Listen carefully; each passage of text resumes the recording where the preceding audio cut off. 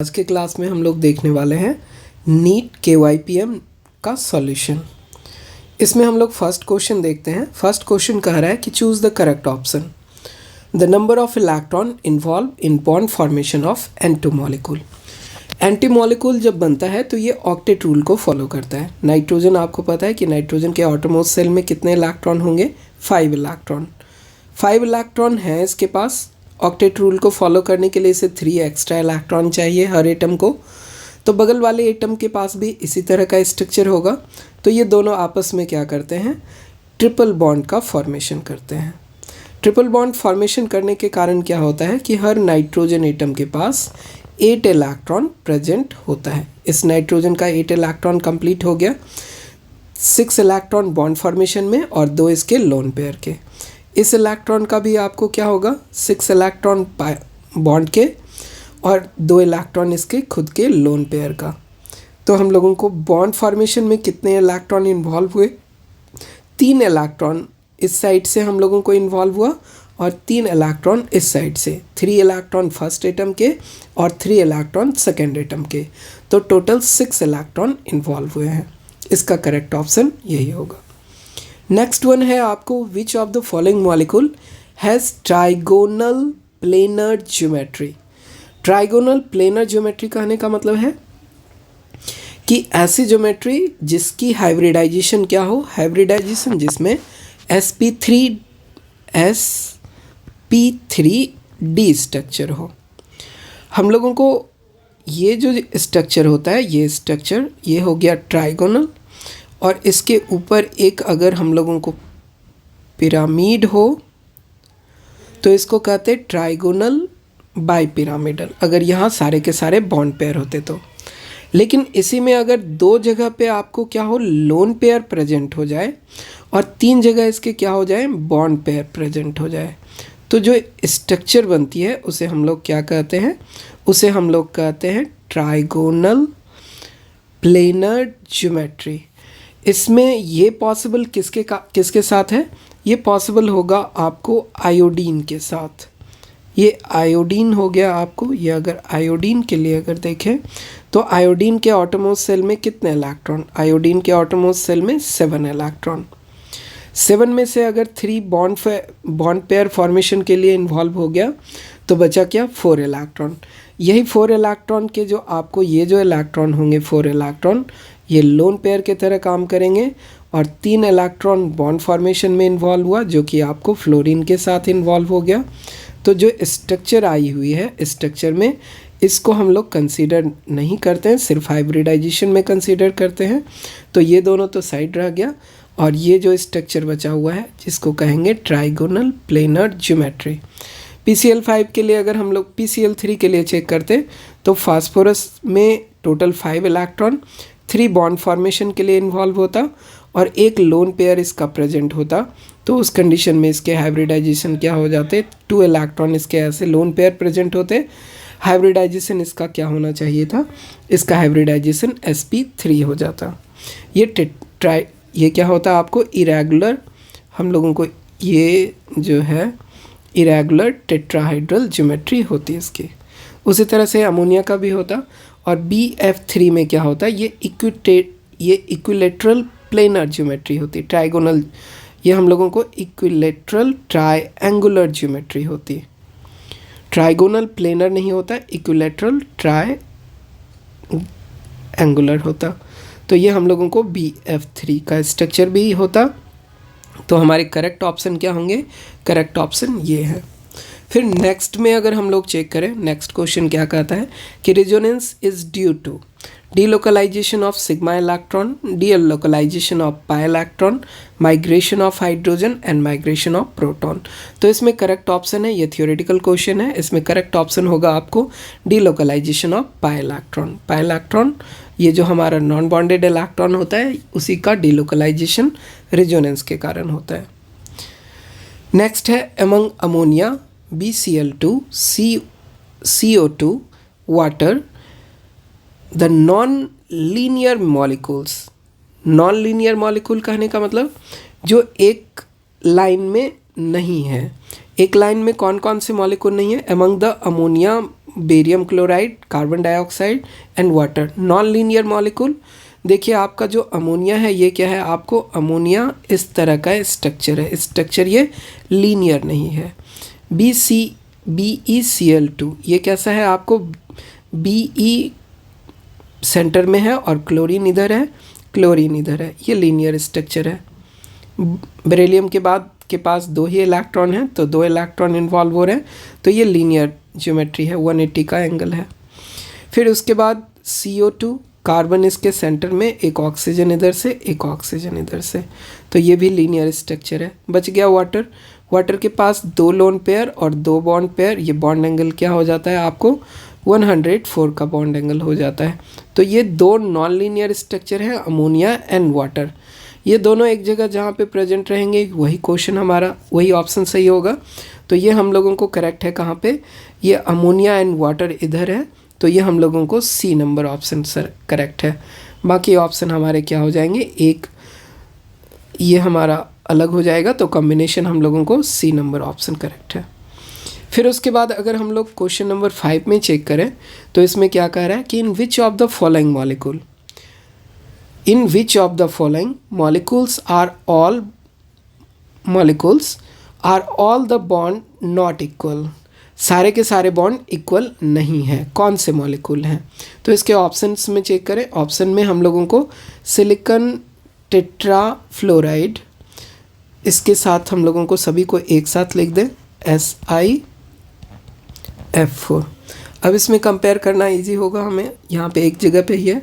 तो देखिए आप लोगों को not in which of the following molecule are all bond not equal, सारे के सारे बॉन्ड कब इक्वल नहीं होंगे, जब आप लोगों को इसके स्ट्रक्चर अलग अलग हो। मतलब कि हम लोग देखते हैं जेनॉन, जेनॉन के पास कितना इलेक्ट्रॉन है, इसके पास 8 इलेक्ट्रॉन है। 8 इलेक्ट्रॉन में से ये 4 अगर बॉन्ड फॉर्मेशन में इन्वॉल्व कर रहा है, तो बचा हुआ 4 इलेक्ट्रॉन क्या करेगा, 2 लोन पेयर बनाएगा। और इसकी स्ट्रक्चर कैसे हो जाएगी, इसकी स्ट्रक्चर हो जाएगी स्क्वायर बाई पिरामिडल की।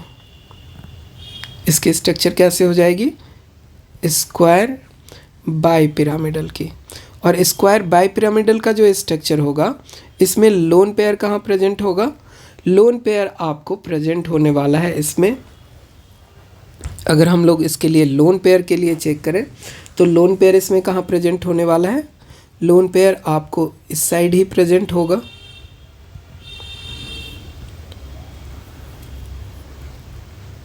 इधर लोन पेयर हो गया, इधर 4 इसके बॉन्ड पेयर हो गए।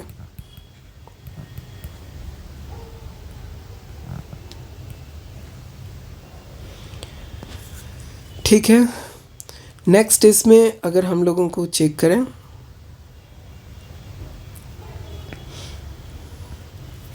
BF4-, तो BF4- में क्या होगा, BF4- में हम लोगों को बोरोन है इधर, इसके 3 बॉन्ड तो इक्वल हैं, आप लोगों को 120 पे लग रहा है।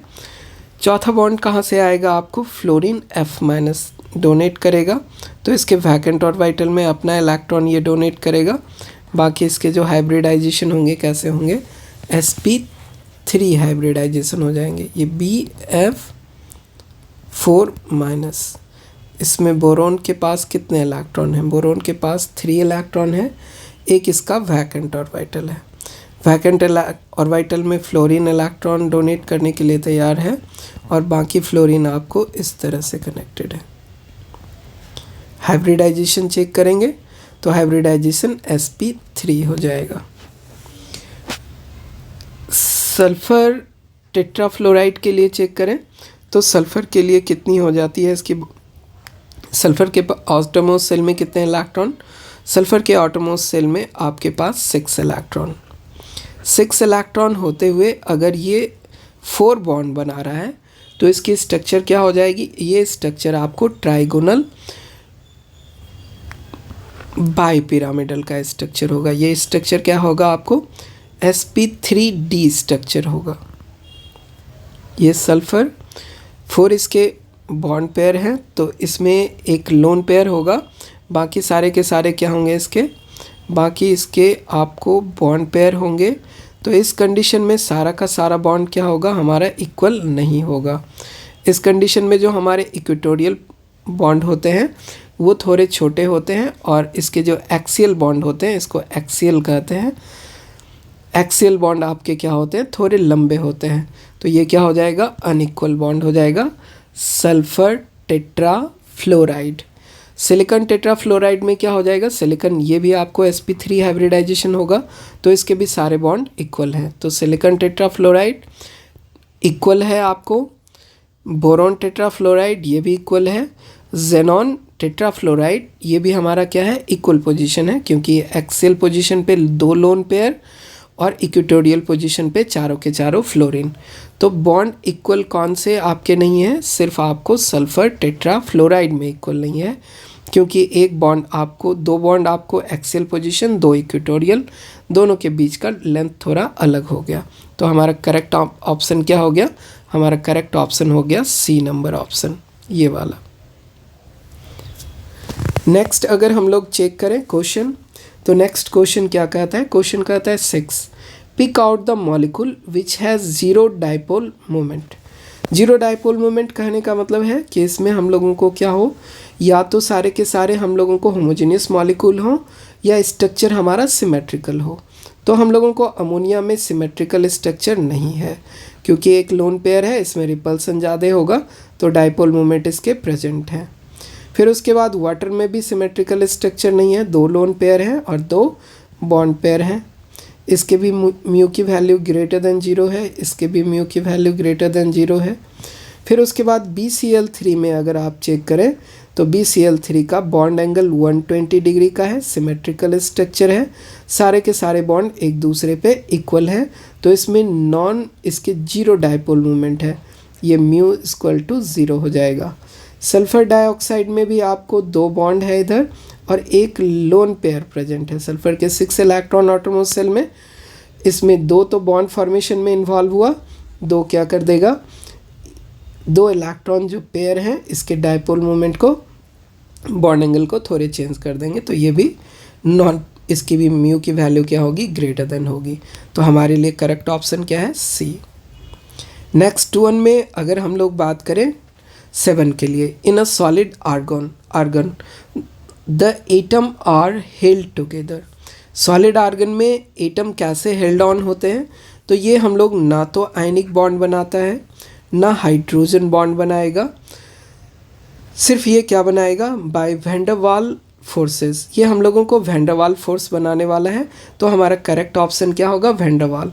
इसमें हाइड्रोफोबिक बॉन्ड, ये बॉन्ड हम लोगों को नहीं बनाएगा, तो हम लोगों को जो होल्ड ऑन होगा, मतलब कि एक मॉलिक्यूल दूसरे मॉलिक्यूल को पकड़ के रख रहा है, तो इसमें ये आप लोगों को कैसे मॉलिक्यूल्स थे, ये आपको आर्गन नोबल गैस था, इसमें कोई भी ना तो कोवेलेंट बॉन्ड बनेगा ना आयनिक बॉन्ड बनेगा, तो हम लोगों को ये बॉन्ड तो नहीं बन रहा है, ये बॉन्ड भी नहीं बन रहा है, तो हम लोगों को वैन डर वाल फोर्स ऑफ अट्रैक्शन के कारण ही मॉलिक्यूल एक दूसरे के क्लोज होंगे और सॉलिडिफाई होंगे। नेक्स्ट है आप लोगों को which form A crystal of sodium chloride.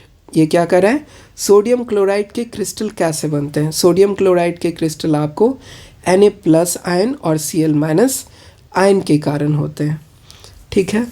तो नेक्स्ट है आप क्वेश्चन आपको कि which compound is a highest covalent.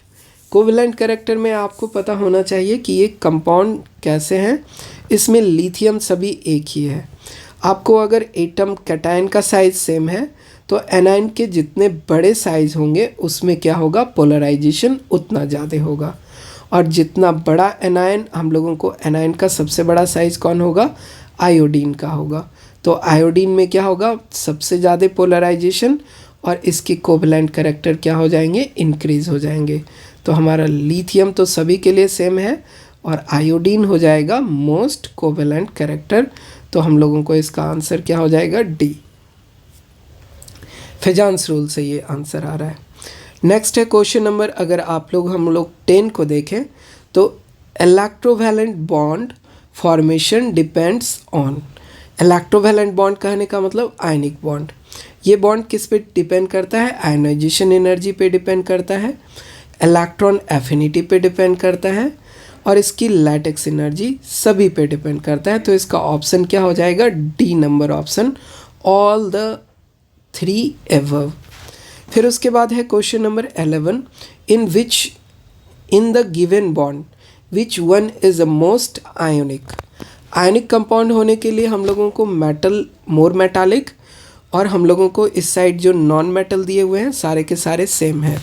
तो जैसे जैसे इसके आयोनाइजेशन पोटेंशियल क्या होंगे, आयोनाइजेशन पोटेंशियल कम होंगे, उसमें आयनिक कैरेक्टर बढ़ेगा। तो हम लोगों को सबसे कम आयोनाइजेशन पोटेंशियल किसका है, सीजियम का। तो caesium chloride is a most ionic bond. Next में अगर हम लोग चेक करें क्वेश्चन नंबर 12 में, internal energy of an ideal gas depends on. Internal energy ideal gas की किस चीज़ पे डिपेंड करती है, इंटरनल एनर्जी आपको आइडियल गैस की टेम्परेचर डिपेंडेंट होती है। जितना ज़्यादा टेम्परेचर उसकी इंटरनल एनर्जी, काइनेटिक एनर्जी उसके पास उतना ज़्यादा होगा। फिर question number 13, which of the following is a not a state function. State function कहने का मतलब है कि इनिशियल एंड फाइनल पोजीशन पे जो डिपेंड ना करे, वो पाथ पे डिपेंड करे, तो उसको कहते हैं, ये क्या क्वेश्चन है कि विच of the following is a not state function. State function नहीं है कहने का मतलब पाथ डिपेंडेंट है।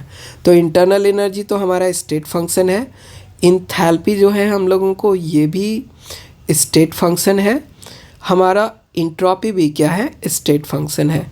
ये जो हमारा वर्क है ये हमारा स्टेट फंक्शन नहीं है। तो करेक्ट ऑप्शन हमारा क्या हो जाएगा, हम लोगों को ये स्टेट फंक्शन है, ये सारे के सारे क्या होते, स्टेट फंक्शन है, ये स्टेट फंक्शन हमारा नहीं है। तो हमारा करेक्ट ऑप्शन क्या हो जाएगा, यही हो जाएगा कि कौन स्टेट फंक्शन नहीं है, नॉट ए स्टेट फंक्शन। ये सारे क्या है, स्टेट फंक्शन है, ये हमारे स्टेट फंक्शन है, ये स्टेट फंक्शन है, ये स्टेट फंक्शन है, ये स्टेट फंक्शन है। ये क्या हो गया, नॉट स्टेट फंक्शन।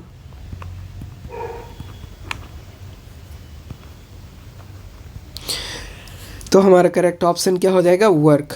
वर्क क्या हो जाएगा, ये डिपेंड करेगा, पाथ पे डिपेंड करेगा, रिवर्सिबल वर्क है, इरिवर्सिबल वर्क है, तो उसमें अलग अलग वैल्यू हो जाएगी। बाकी इंटरनल एनर्जी कुछ भी हो, मतलब कि इनिशियल एंड फाइनल पोजीशन पे डिपेंड करता है, तो नॉट ए, हम लोगों को वो क्या हो जाएगा, वो हमारा internal initial and final position पे डिपेंड करता है, तो वो स्टेट फंक्शन हो जाएगा।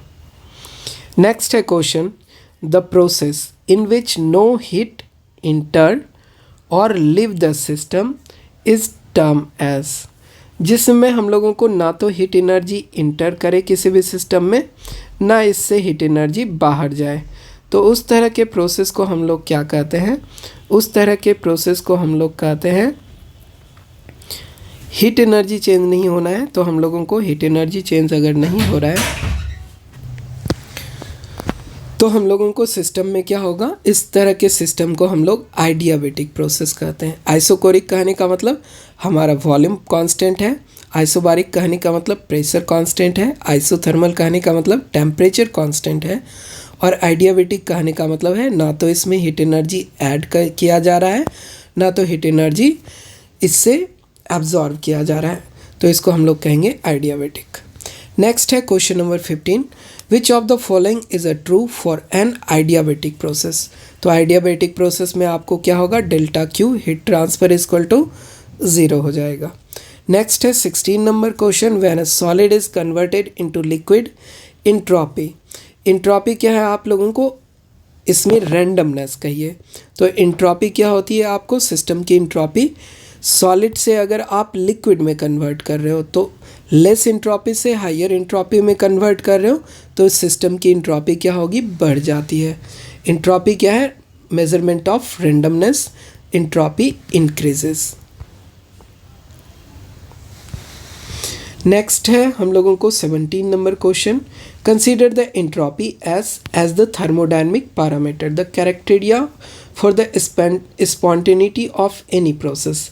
स्पॉन्टेनियस प्रोसेस होने के लिए हम लोगों को क्या चाहिए, यूनिवर्स का, हम लोगों को सिस्टम प्लस सराउंडिंग की इंट्रॉपी क्या होनी चाहिए, इंक्रीज होनी चाहिए। तो वो हम लोगों को system plus surrounding, system plus surrounding की एंट्रोपी क्या होनी चाहिए, डेल्टा एस यूनिवर्स आपको ग्रेटर देन 0 होना चाहिए। तो ये हम लोगों को ग्रेटर देन 0 है। नेक्स्ट है relation, the relation between ji H is, तो हम लोगों को डेल्टा, इस कंडीशन में हम लोगों को डेल्टा जी के लिए बात करें तो ये होता है आपको डेल्टा एच, ये होता है आपको delta H minus T into delta S के बराबर। तो देखते हैं हम लोगों को ये है कहाँ, ये है आपको यहाँ पे है।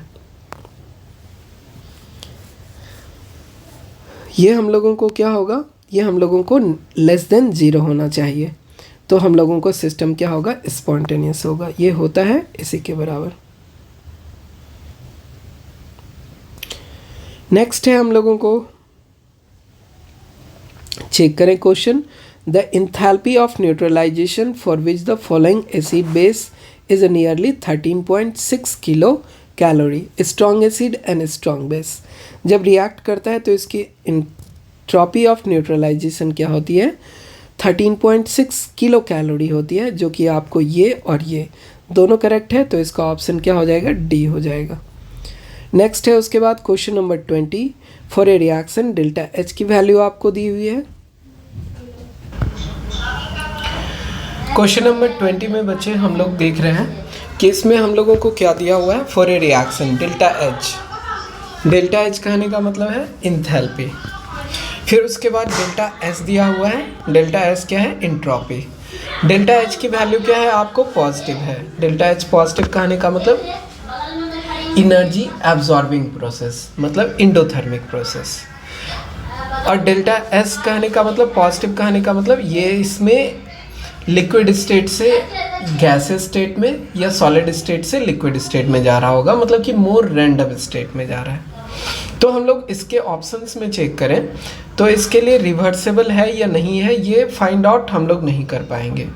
क्यों? क्योंकि डेल्टा जी की वैल्यू फाइंड आउट करने के लिए टेम्परेचर रिक्वायर्ड है। तो टेम्परेचर अगर ये डेल्टा जी 0 होता तो हम लोगों को रिवर्सेबल होता, तो उसकी कंडीशन भी हम लोग फाइंड आउट नहीं कर पाएंगे। लेकिन हम लोग इंडोथर्मिक कंफर्म है, तो ये इंडोथर्मिक है, यहाँ भी इंडोथर्मिक है, दोनों सेम ही रिपीट हो गया है क्वेश्चन। तो हम लोगों को ए, सी या डी दोनों हमारा करेक्ट ही है। तो हम लोगों को इसके ऑप्शंस क्या हो जाएंगे, सी या डी, जिसमें कि इंडोथर्मिक हम लोग कंफर्म है। रिवर्सेबल होगा या नहीं होगा ये कंफर्म नहीं है। रिवर्सेबल के लिए आपको कंडीशन क्या होना चाहिए, डेल्टा जी की वैल्यू लेस देन 0 होनी चाहिए। और लेस देन 0 होने के लिए हम लोगों को ये क्या होगा, ये जूल पर केल्विन पर मोल, इसमें टेम्परेचर मल्टीप्लाई होगा। रूम टेम्परेचर में वैल्यू कितनी होती है, 298 केल्विन। इसके साथ अगर ये मल्टीप्लाई हो जाए वैल्यू तो हम लोगों को अप्रॉक्सीमेट 300 अगर 35 से मल्टीप्लाई हो जाए तो इसकी कितनी केल्विन हो जाएगी, इसके जूल में, इसके किलो जूल के यूनिट में इसका जो यूनिट होगा ये वैल्यू हो जाएगा आपको 90 के अप्रॉक्स में हो जाएगा। ये हम लोगों को 90, ये 35 है ना, 35 अप्रॉक्स में ये 3, तो इसको हम लोग अप्रॉक्स में मल्टीप्लाई करेंगे तो उसकी वैल्यू क्या होगी, ये वैल्यू हम लोगों को डेल्टा एच से ग्रेटर देन हो जाएगी। तो ये रूम टेम्परेचर पे क्या है, स्पॉन्टेनियस भी हो जाएगा। डेल्टा जी की वैल्यू क्या हो जाएगी, delta G will be less than 0, क्योंकि डेल्टा जी क्या होता है, डेल्टा जी होता है आपको delta H minus T into delta S. Next question देखिए हम लोग, क्वेश्चन नंबर 21 को चेक करें तो in a chemical reaction A to B the system will be non in equilibrium when, equilibrium में ये कब कंडीशन होगा, it is completely change to B, 50% change to B, rate of change of A to B and B to A on the both side are same. तो ये वाला हमारा condition same है। Equilibrium कहने का मतलब ही होता है कि रिएक्शन हमारा क्या हो, दोनों डायरेक्शन में सेम रेट से चल रहा हो। Rate of conversion of product equal to rate of conversion of reactant, दोनों इक्वल हो तो उसको कहते हैं इक्विलिब्रियम। नेक्स्ट है क्वेश्चन नंबर 22। इसमें क्या कह रहा है कि on the given condition the equilibrium concentration of hydrogen iodide H2I2 और दिस वन मोल पर लीटर में दिया हुआ है equilibrium constant for the reaction. इसके लिए इक्विलिब्रियम कांस्टेंट क्या होगा? इक्विलिब्रियम कांस्टेंट के लिए हम लोगों को इसके लिए इक्वेशन अगर हम लोग रिप्रेजेंट करें तो आपको ये क्या है H2 प्लस I2, ये क्या फॉर्म कर रहा है 2HI। तो के इक्विलिब्रियम में क्या होगा? के इक्विलिब्रियम में होगा प्रोडक्ट के कॉन्सेंट्रेशन का स्क्वायर। तो हम लोगों को ये दिया हुआ है, आपको HI पहले दिया हुआ है, तो हम लोगों को HI का कॉन्सेंट्रेशन दिया हुआ है 0.8, इसका क्या हो जाएगा स्क्वायर हो जाएगा, डिवाइडेड बाई क्या होगा आपको 0. कॉन्सेंट्रेशन ऑफ ये आपको HI का स्क्वायर हो गया अपॉन कॉन्सेंट्रेशन ऑफ H2 का कॉन्सेंट्रेशन क्या होगा 0.110 इंटू 0.10, ये I का कॉन्सेंट्रेशन। जब इसको हम लोग सॉल्व करेंगे तो ये वैल्यू क्या होने वाला है? ये वैल्यू होने वाला है 64.8 डिवाइडेड बाय ये हम लोगों को क्या होगा, इसके डेसिमल पॉइंट को हम लोग इसके डेसिमल पॉइंट से रिप्लेस कर दे रहे हैं दोनों जगह से, नीचे क्या हो जाएगा 100।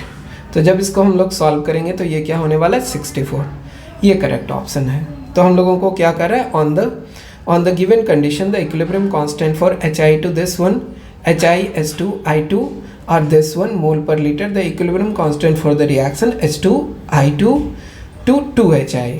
तो हम लोगों को पहले इनिशियल कॉन्सेंट्रेशन को सॉल्व करते हैं तो ये इक्वेशन आती है। फिर दूसरा कंडीशन दिया हुआ है क्वेश्चन नंबर 23, इसमें क्या कह रहा है for the reaction H2 plus 3H2, फिर इसके बाद हम लोगों को क्या हो रहा है 2NH3। इस कंडीशन में हम लोग करेक्ट एक्सप्रेशन क्या चाहिए इसका, इस रिएक्शन के लिए हम लोगों को करेक्ट एक्सप्रेशन फॉर K होगा प्रोडक्ट का कॉन्सेंट्रेशन अमोनिया का स्क्वायर हो जाएगा, फिर नीचे क्या होगा रिएक्टेंट का कॉन्सेंट्रेशन ये, और हाइड्रोजन के कॉन्सेंट्रेशन पे क्या होगा क्यूब आ जाएगा। तो ये हम लोगों को इसी इक्वेशन का करेक्ट ऑप्शन ए है।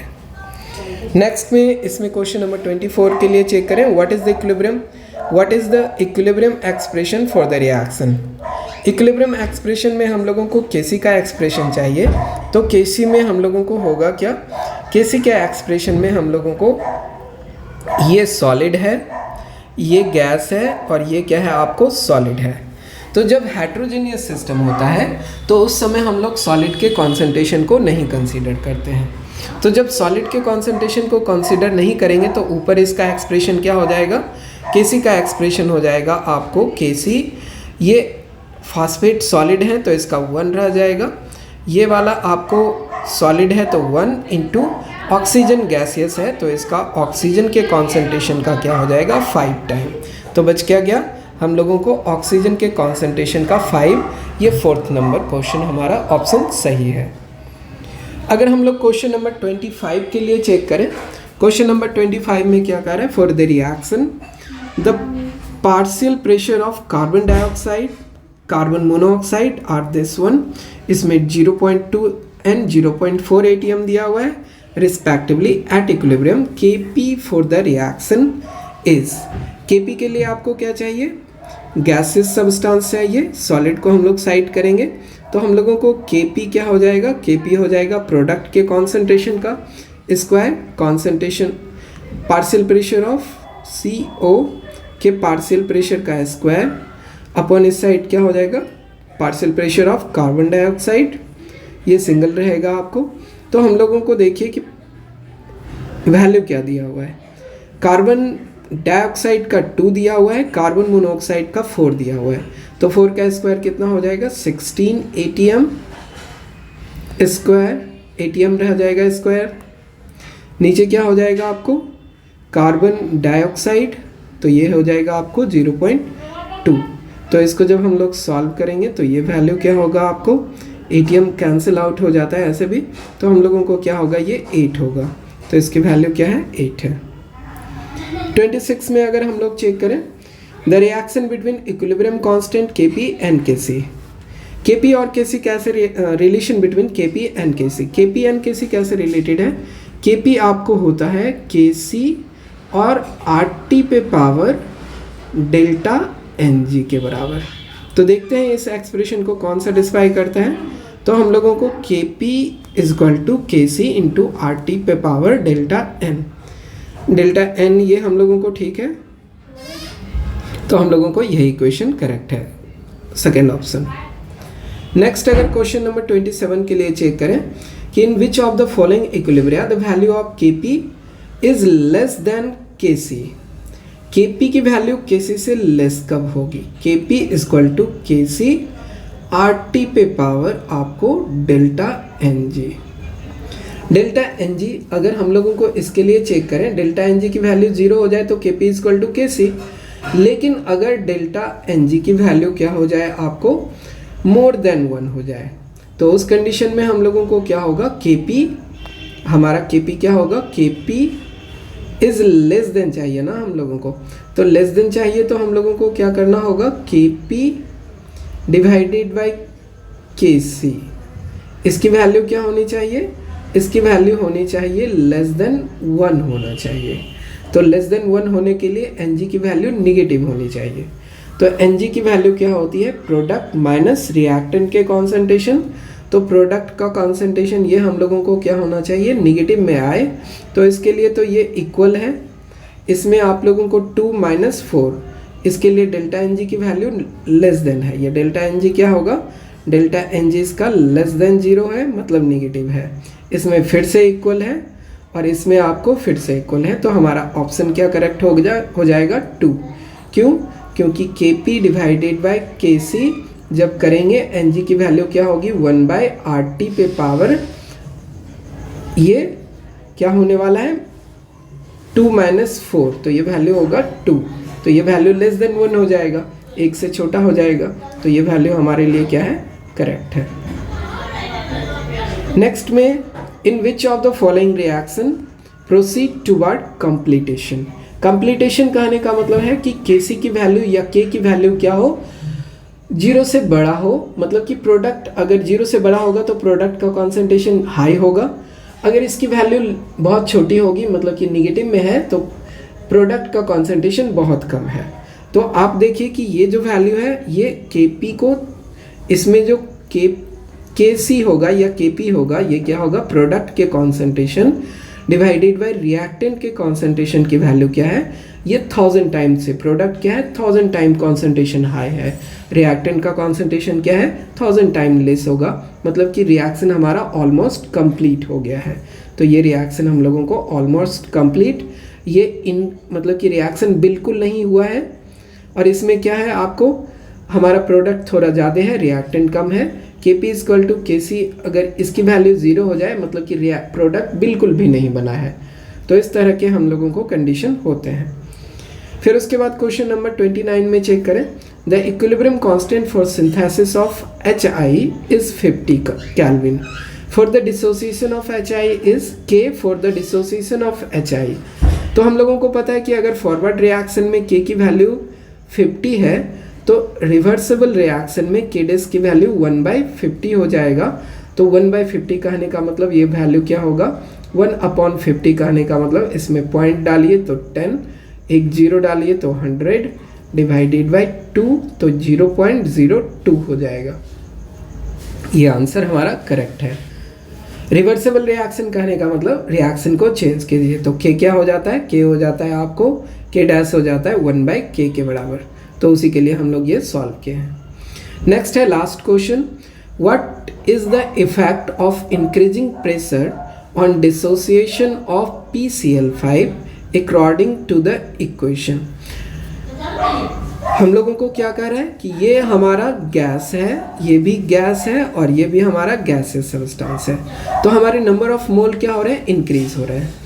इफेक्ट ऑफ इंक्रीजिंग प्रेशर, अगर प्रेशर इंक्रीज कर दें तो हमारा ये रिएक्शन क्या होगा, इक्विलिब्रियम डिस्टर्ब हो जाएगा और उस डायरेक्शन में मूव करना चाहेगा जिधर की प्रेशर कम होता है, तो रिएक्शन हमारा क्या हो जाएगा, रिएक्शन हमारा रिवर्सिबल डायरेक्शन में चलेगा, या कहिए कि डिसोसिएशन डिक्रीज हो जाएगा, डिसोसिएशन इंक्रीज हो जाएगा, dissociation does not changes none of this, तो हम लोगों को क्या होगा, डिसोसिएशन डिक्रीजेस। फॉरवर्ड रिएक्शन हमारा कम होगा, फॉरवर्ड रिएक्शन डिसोसिएशन है तो इसके जस्ट अपोजिट ये हम लोगों को एसोसिएट होगा, ये कहिए कि इसके डिसोसिएशन क्या हो जाएंगे, डिक्रीज हो जाएंगे। तो हमारा करेक्ट ऑप्शन क्या है, 1 है। तो इस तरह से हम लोग सारे क्वेश्चन को देख चुके हैं। ये हमारा KYPM था, नीट के लिए था ये क्वेश्चन। तो हम लोग इसको कंप्लीट करते हैं। अब हम लोग इसको नेक्स्ट